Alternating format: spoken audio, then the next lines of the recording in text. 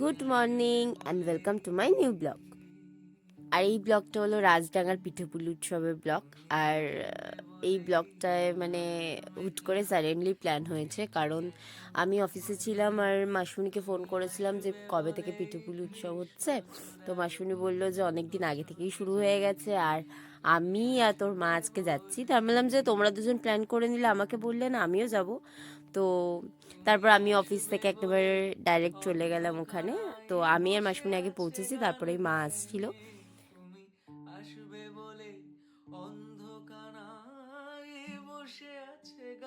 তো আমি ঢুকতেই মাসুনকে বললাম যে চলো পিঠে খেতে স্টার্ট করে দিই, আমার খুব খিদে পেয়েছে। তো মা বলে আগে মা আসুক তোর, তারপরে তো খাবি। বললাম না, আমার অফিস থেকে ফিরেই আমার খিদে পাচ্ছে, আর এই পিঠে ফিঠে দেখে তো আমার আরও খিদেটা বেড়ে গেছে। তো তুমি চলো পিঠে খাই। তো আমাদের পিঠে খেতে খেতেই মা এসে গেছিলো। তো তারপর সবাই মিলে আর কি পিঠে খাচ্ছিলাম। আর যে এইখানে আর কি আমি বলছিলাম যে একটু হাসো, আমি ভিডিও করছি আর কি। মায়ের তো খুব বেশি, মানে মায়ের আর মাসুমির সবচেয়ে বেশি ঠান্ডা লেগেছে, দেখলেই বোঝা যাবে। ওরা আর কি চাদর ফাদর জড়িয়ে রেখে তো আমাকে বলছে যে তুই যখন এই বড় ব্লেজারটা পরে আছিস মোটা একদম, তাতে তো ঠান্ডা লাগে না, আমরা তো আর কি মানে পাতলা একটা চাদর জড়িয়ে আছি, ওই জন্য ওরকম মনে হচ্ছে। তারপরে আমরা অনুষ্ঠান দেখতে দেখতে ভাবলাম যে একটুখানি গরম ঘটি খেয়ে নিই, তো সেটাই খাচ্ছিলাম আর কি।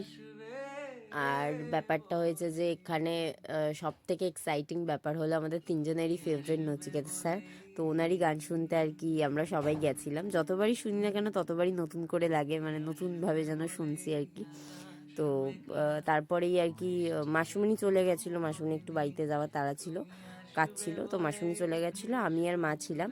তো আমি কি করেছি, একটা গানের ভিডিও রেকর্ড করে সৌরিতকে পাঠিয়ে দিয়েছিলাম। আর সৌরিত লিটারেলি এত এক্সাইটেড হয়ে গেছিলো যে আমাকে বলছে ফোন করে যে আমি আসছি, আর লিটারেলি চলে এসছে।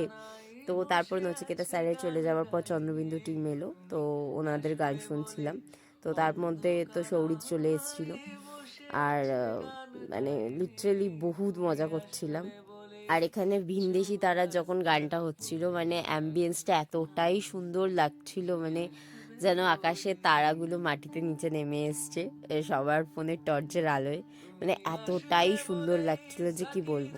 আর এখানে একটা সুন্দর মুমেন্ট তৈরি হয়েছিল, আমি আর সৌরিদ আর কি বন্ধু চল গানটায় গাইছিলাম।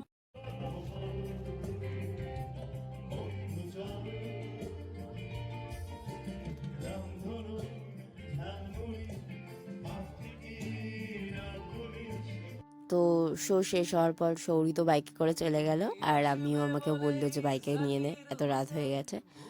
তো আজকের ব্লগটা এইটুকু, আবার দেখা হবে, টাটা।